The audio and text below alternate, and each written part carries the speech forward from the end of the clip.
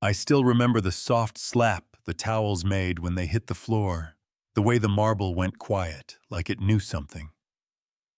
I didn't the sight of Jonah Pierce on the carpet, with his mouth going blue and his chest fluttering like a trapped bird. I dropped the basket slid to his side, 2 fingers on his neck. Weak pulse air, not catching, and in that instant, the mansion wasn't a mansion. It was a box with a ticking clock inside, and the seconds were louder than my own heartbeat.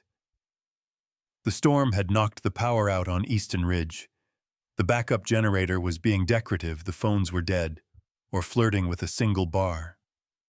So I ran to the kitchen for help, and Connie barely looked up. Jerome didn't stand. It's not our call, they said. Wait for Mr. Pierce, and I thought, waiting is how little boys die. I sprinted East Wing. The study, nobody like me is supposed to touch paperclip and fruit knife in my apron, because every house has a stubborn drawer. One beat of fear, then click, the panel slid. The safe wasn't even locked, stacked, hundreds, staring like a jury. Alarm lifting its voice in the ceiling, red strobes pouring down the hall like shame. And I grabbed what fit in my fist, the Rivian fob Jonah's blanket. And we were in the rain, with wipers crying for us, while the dashboard nagged about traction like a concerned ant. Harborview Medical was 15 minutes in polite weather, and we made it in 9. I carried him through doors that tried to hesitate. Nurses moved like a school of fish, calm voices clipped commands. Arrhythmia. Get that monitor on, and then someone was behind me, with handcuffs and a tone that turned questions into accusations. Ma'am, you're being detained for theft and unauthorized use of a vehicle. And yeah, that happened because nothing says thank you like the weight of metal on your wrists. Hours blurred under fluorescent hum, my jacket steamed on a plastic chair. A child I loved like my own was teaching machines how to be brave. And then the elevator opened, and in walked Weather. Graham Pierce, tall and tailored with rain dripping off his coat. And right beside him, Sloane Archer, diamonds that whispered money, and a smile that cut. The head nurse tried to anchor us in facts. Your son would likely have died without her timing, she said. And Graham didn't blink. She broke into my office. She took my car. She stole my money, he answered. And Sloane leaned in with a voice like a cool blade, or she staged this. You ever think of that always hovering over Jonah, always inserting herself? Maybe she wants a payout. I looked at her and said, I carried your almost stepson through a thunderstorm. I don't want your life, and the nurse added quietly. Your son asked for Lena when he woke, but Graham was already nodding to the officers. File the charges, and the cuffs clicked again. And that's how you become a headline before dinner, you know what I mean? The cell wasn't TV gritty, it was beige. Coffee stained colder than it needed to be, and Detective Rojas walked in with graying temples, and a face that had seen the long side of stories. Like mine telling me your version. Ms. Carter, he said, and I told him the truth that still shakes in my bones. I've watched a child go blue. I've lost a son to paperwork and waiting. His name was Malik, and once you bury a boy because grown-ups argued about forms, you don't wait for permission to move, not ever again. He listened the way good cops do, a pen scratching soft, a coffee placed by my hand, like a small yes public defender in the morning. Try to sleep, he said, and I tried, but grief has teeth. Court came fast. Avery Cho, compact, calm, lethal in a quiet way, told the judge I'd acted under extreme circumstances to preserve a child's life, the ADA said.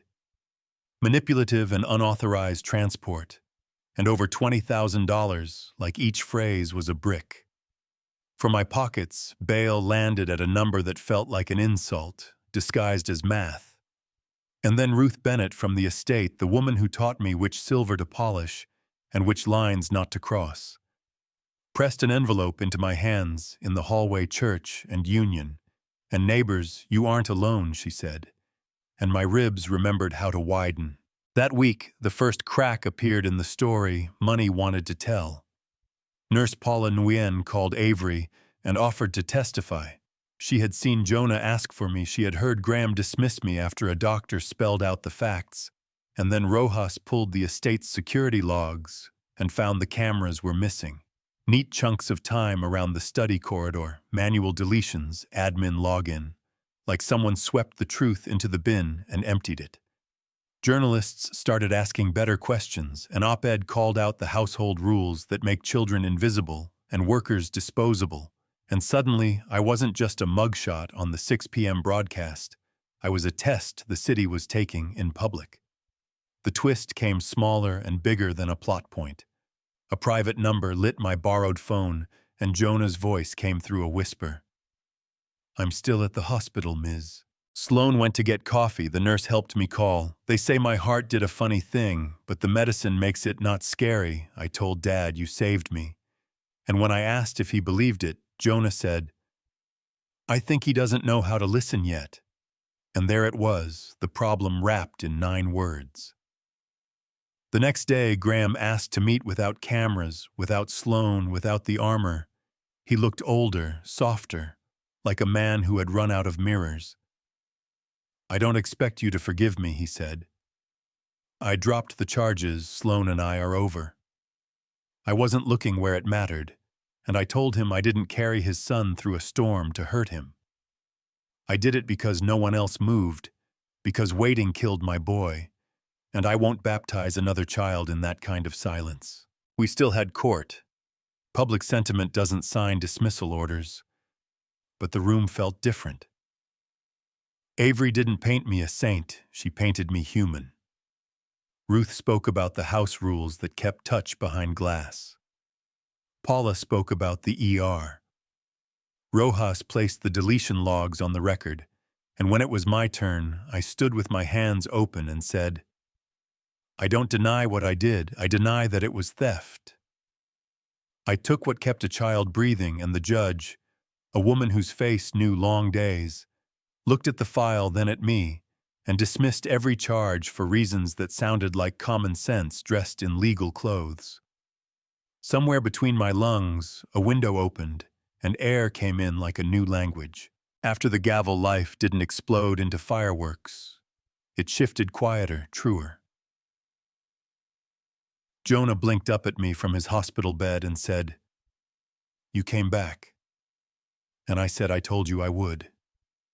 And that's what trust sounds like when you build it one promise at a time. Graham asked me to help remake the house not as a managed pair of hands, but as a voice that carried. And I told him I would show up for Jonah as long as Jonah wanted me boundaries first, then bridges, and he said, he understood. One act of emergency grew roots. Avery connected us with pediatric cardiology folks who wanted school staff to see the signs. Other people miss. Paula helped demo pocket EKGs. Ruth pulled in church grandmothers who've been keeping kids alive on grit for decades. We called the idea Beacon Hearts, and we started small 2 community centers bilingual checklists, a hotline where nurses don't hang up when your voice shakes.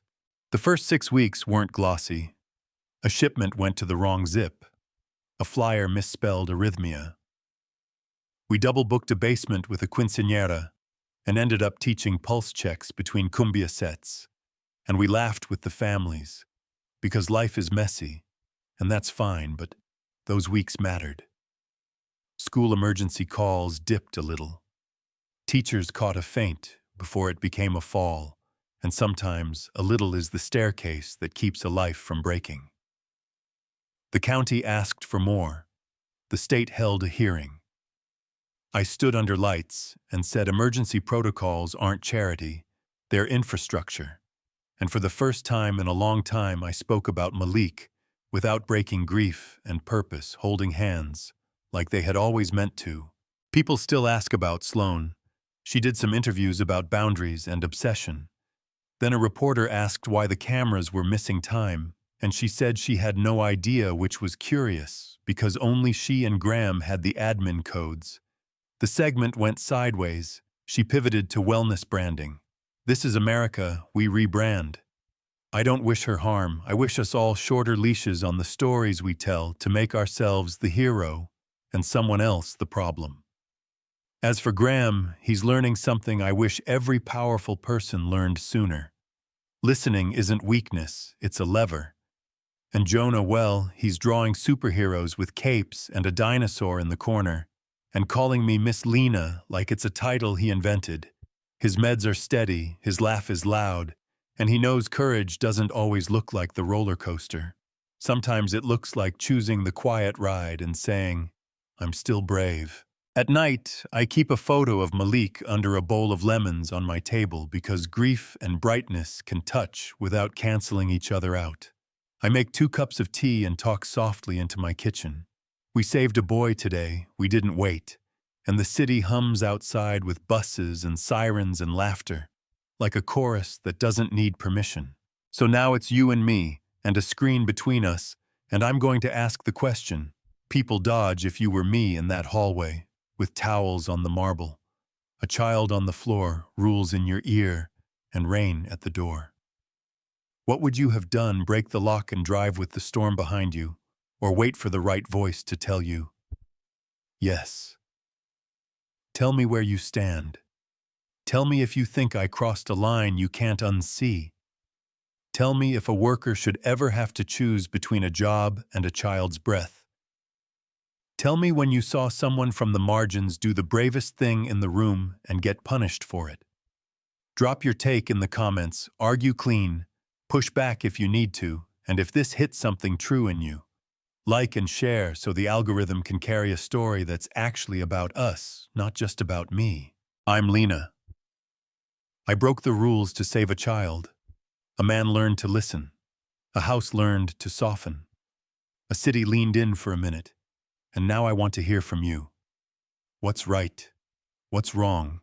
And what would you have done?